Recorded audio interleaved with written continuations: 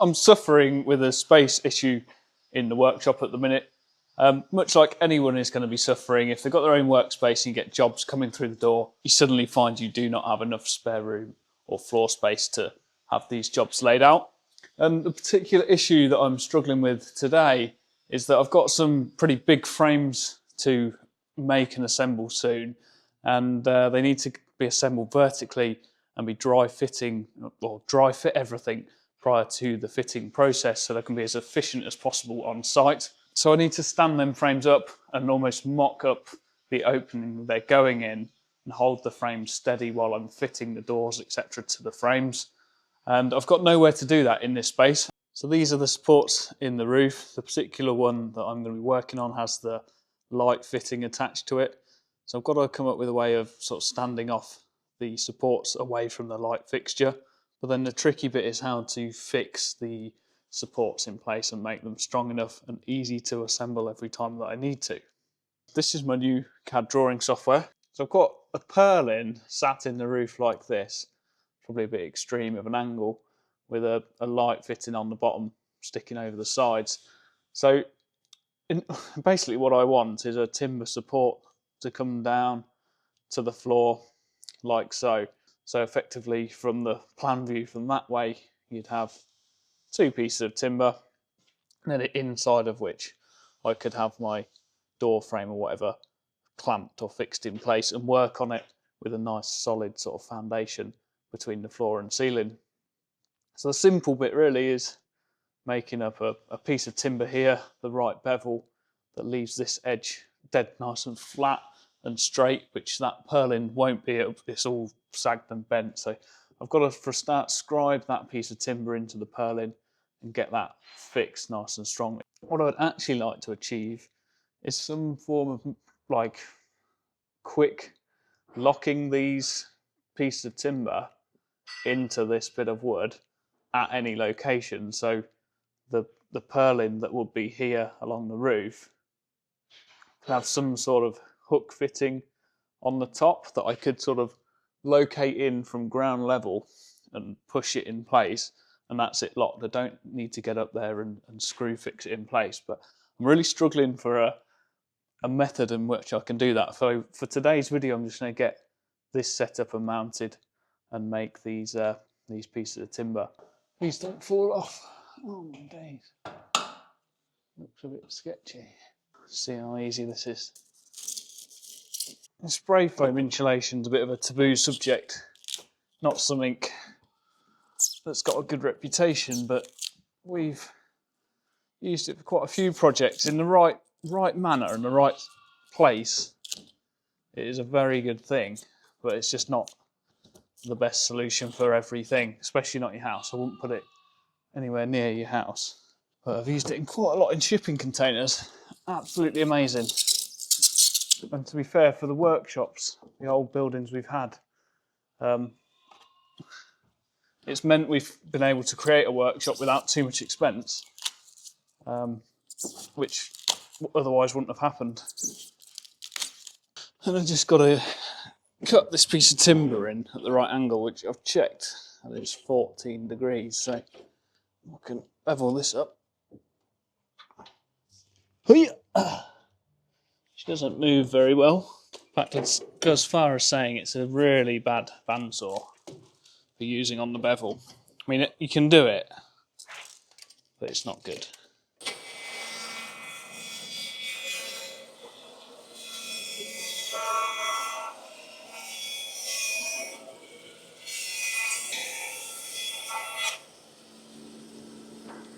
So in the interest of speed, I'm just going to lob this up and screw it in place, set a laser on it, and then mark the straight line and just unscrew it and plane it down to suit, because this bit of wood isn't particularly straight. Is it going to be wide enough just for that fitting?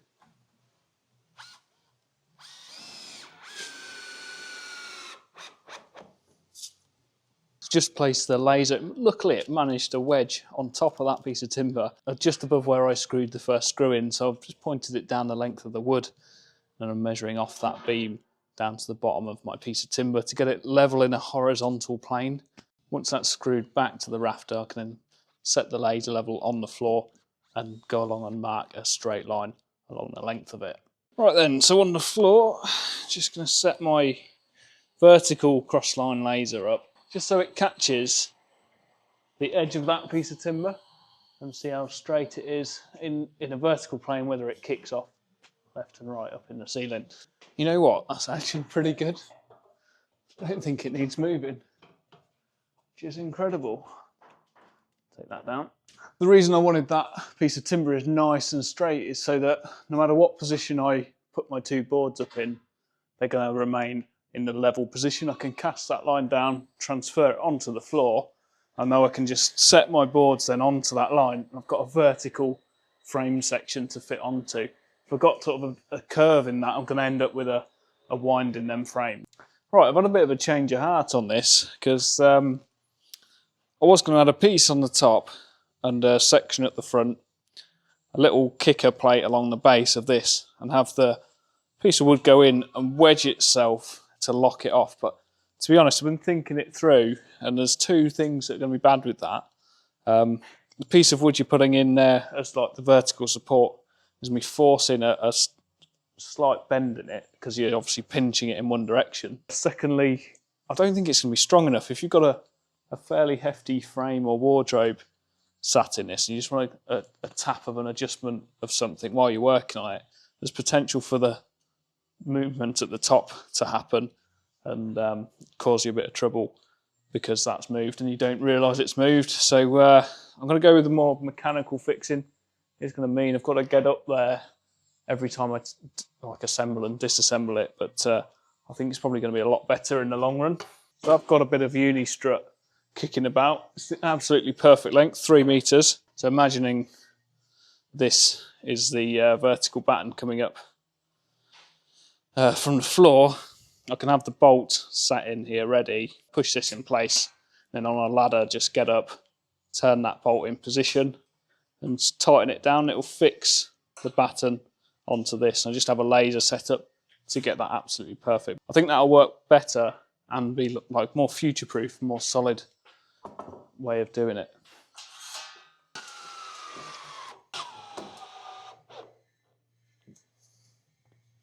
Beautiful, we're in.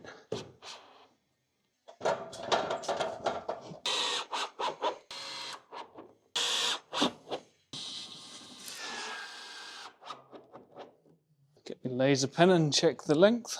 La, la, la, la.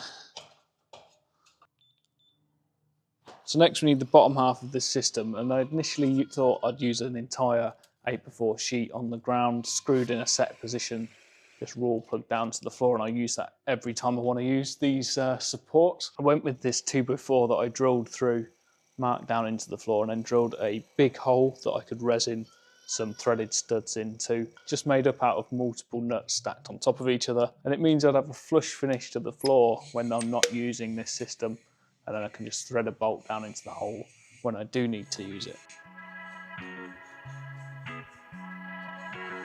Try not to kick that while it dries.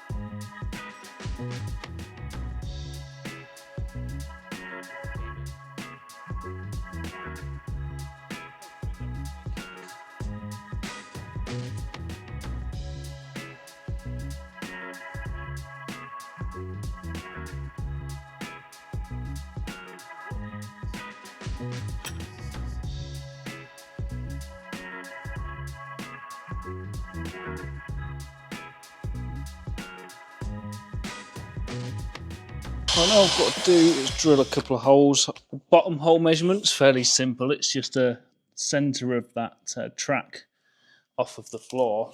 Top hole, I'm using the laser level just to measure down again from the centre down to the floor. I'm just going to use the uni-strip washers mounted backwards, and their little bolt that slides in. I'm probably going to have to swap that for one that actually sits in and slides along the T-track, because these tend to fall out as you slide them along. It's a bit annoying. So we'll see if it actually works for a start, and then make up a bar of steel or something for them to be replaced with. Oh, it's going to be so handy.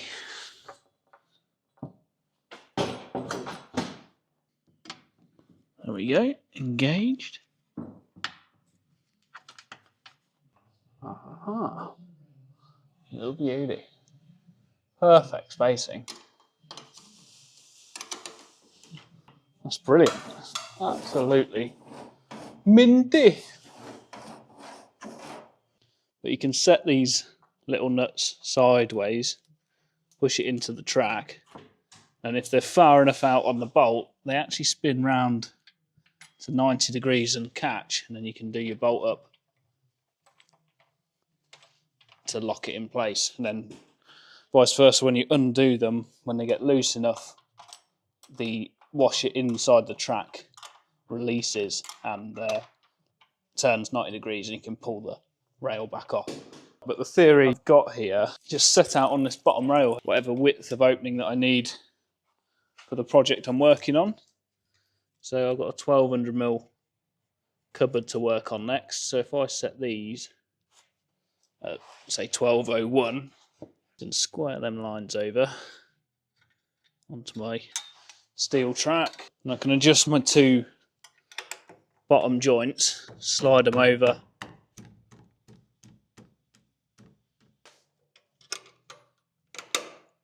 until they're nice and tight and absolutely perfect. So easy.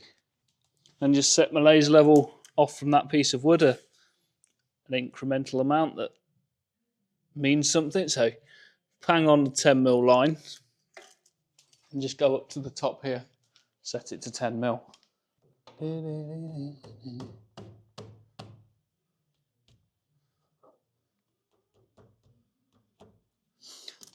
It doesn't get any more accurate than that. It's exactly what I wanted. Like I say, I've got some different bits of wood come in eventually. To next time I make an order, I'll order some like 8 or 10-inch boards for this section here. So we've got plenty of like bow strength vertically through this board, and I'll take these ones off, make sure they're dead straight, and then use them in the other orientation. I'll screw them to that other board so they're in this way. So there's a bit more strength in front to back wobble as well, using that board to sort of bolster it up, make it a little bit stronger.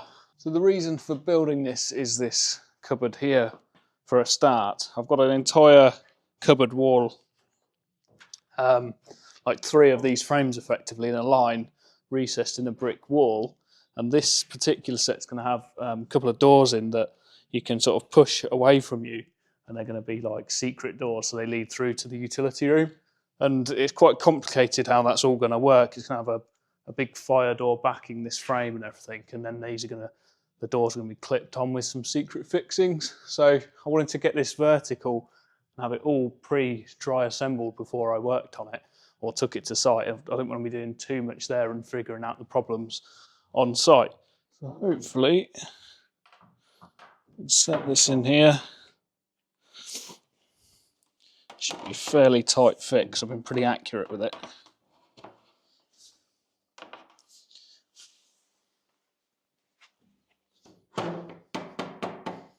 And I can just adapt that to however that frame and carcass, when it gets screwed and assembled together, to put a clamp on there or fix it in whatever way I need. And I can work on them doors in the middle of my workshop, fully supported, which is just the dream. Absolutely perfect. And it's a system I can take down in 10 minutes, store these 3 pieces of timber to one side and keep them for this job, and then just drag them out as and when I need them. But it's an adaptable space. I can, sort of, like I say, dismount all of this, and I've got my workshop back when I'm not working on something that I need it for, which is really cool.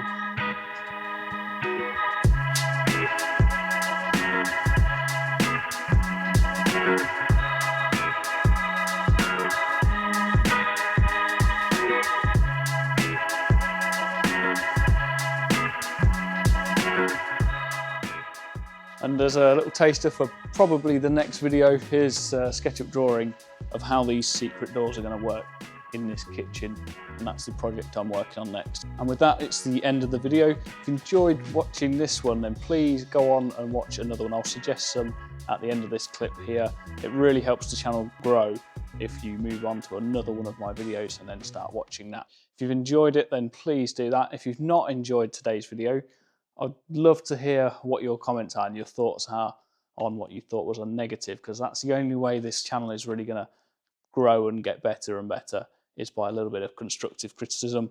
So I encourage people to do that if you can do as well.